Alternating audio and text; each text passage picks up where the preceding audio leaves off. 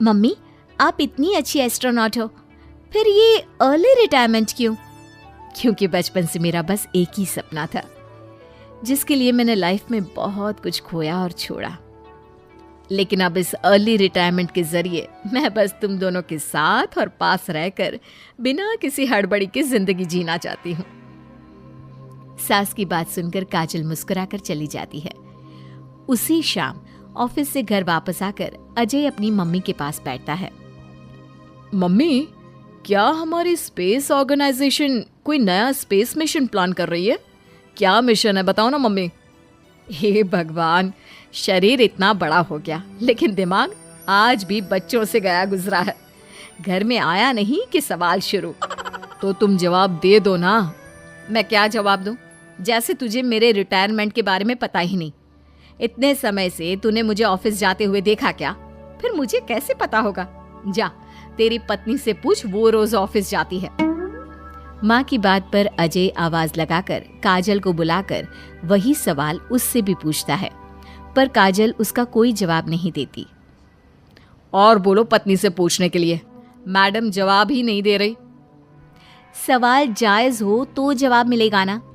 तुम्हें अच्छे से पता है, कॉन्फिडेंशियलिटी रूल्स के चलते हम किसी से भी ऑर्गेनाइजेशन और मिशन से रिलेटेड कोई बात नहीं कर सकते। वो तो पता है, लेकिन मुझसे भी छुपाने का मतलब समझ में नहीं आया। वो मम्मी, रिटायरमेंट एप्लीकेशन के बाद से आपने ऑफिस भी आना बंद कर दिया। सबको लगा कि अब आप इंटरेस्टेड नहीं होगी, इसलिए इन्फॉर्म नहीं किया। क्या तुम भी इस मिशन का हिस्सा हो? मैं ही इस मिशन की लीड साइंटिस्ट हूँ। ये हमारा अब तक का सबसे बड़ा और इम्पोर्टेंट मिशन है।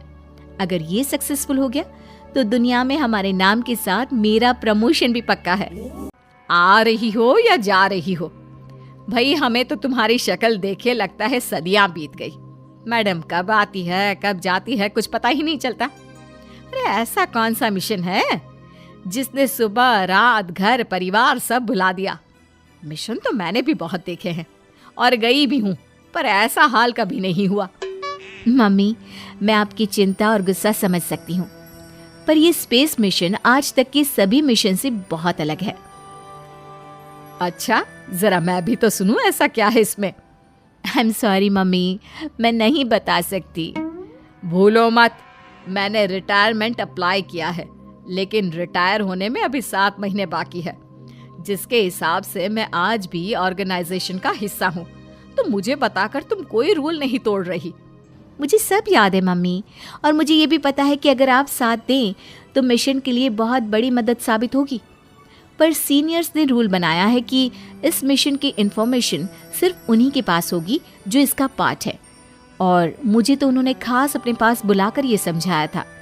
ओहो, क्या बात है मैडम, रिटायरमेंट के एप्लीकेशन के बाद तो आपने दर्शन देने भी बंद कर दिए।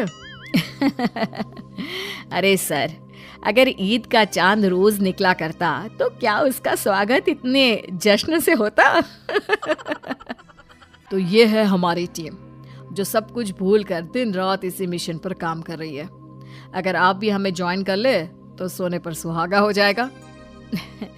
अगर आप मुझे टीम में चाहते थे तो पहले कांटेक्ट क्यों नहीं किया? आपने स्पेस में ना जाने के फैसले के साथ डेस्क जॉब का भी इनकार कर दिया और अर्ली रिटायरमेंट के लिए अप्लाई कर दिया, और फिर पिछले 1 महीने में किसी के साथ कोई कांटेक्ट भी नहीं हुआ। इसलिए हमने सोचा शायद अब आप ब्रेक लेकर इस सब से दूर रहना चाहती हो, और इसीलिए किसी ने आपको परेशान करना सही नहीं समझा। बात तो आपकी सही है, फिर भी एक सुझाव देना चाहूंगी। ये जो आप कर रहे हो ना, ये मिशन नहीं, साफ सुसाइड है। एक साथ इतने सारे लोगों को स्पेस में 6 महीने रहने के लिए भेजना आसान काम नहीं है, और ये बात मुझे आपको समझाने की जरूरत नहीं होनी चाहिए। हमें सारे कॉन्सिक्वेंसेस, स्पेस नेचर, मिशन की मुश्किल सब का पता है, और ऐसा करने वाले हम पहले नहीं हैं। इसलिए ये भी साबित है कि काम हो सकता है। आप सिर्फ एक एक्सपेरिमेंट के लिए इतने सारे लोगों की जान और मेहनत को दांव पर लगाना चाहते हो, जिसमें सक्सेस रेट भी मुश्किल से 1% है। जब घर में बैठकर भी मिशन के बारे में ही सोचना है, तो इससे अच्छा है कि वहां जाकर इस सोच के जरिए उनकी मदद ही कर दो। उन्हें ऑफिस में नहीं, स्पेस में जाने के लिए मेरी जरूरत है। वो चाहते हैं कि मैं हेड एस्ट्रोनॉट बनकर बाकी सबके साथ स्पेस में जाऊं। वाओ, रिटायरमेंट से पहले आखिरी असाइनमेंट की तरह इससे अच्छा और क्या हो सकता है माँ? आपको हाँ बोल देना चाहिए। उस टीम में एक मेंबर काजल भी है। अगर हम दोनों ही चले जाएंगे तो तुम अकेले कैसे रहोगे? वहां से जिंदा वापस आने की कोई गारंटी नहीं बेटा। अब भी हमें भेजना चाहते हो क्या? जिस दिन से आपको पहली बार स्पेस में जाते देखा है, तभी से ये डर और पॉजिटिविटी दोनों साथ लेकर जीना सीख गया हूं। आप जाओ माँ, मुझे पूरा भरोसा है आप दोनों वापस भी आओगे और देश के साथ मेरा नाम भी रोशन करोगे। आखिरकार आज मेरी साइंटिस्ट बहू एस्ट्रोनॉट भी बन गई। सिर्फ स्पेस सूट पहन लेने से कोई एस्ट्रोनॉट नहीं बन जाता। मैं साइंटिस्ट हूँ और उसी में खुश हूँ। अगर मिशन की रिक्वायरमेंट नहीं होती तो शायद कभी यहाँ आती भी नहीं।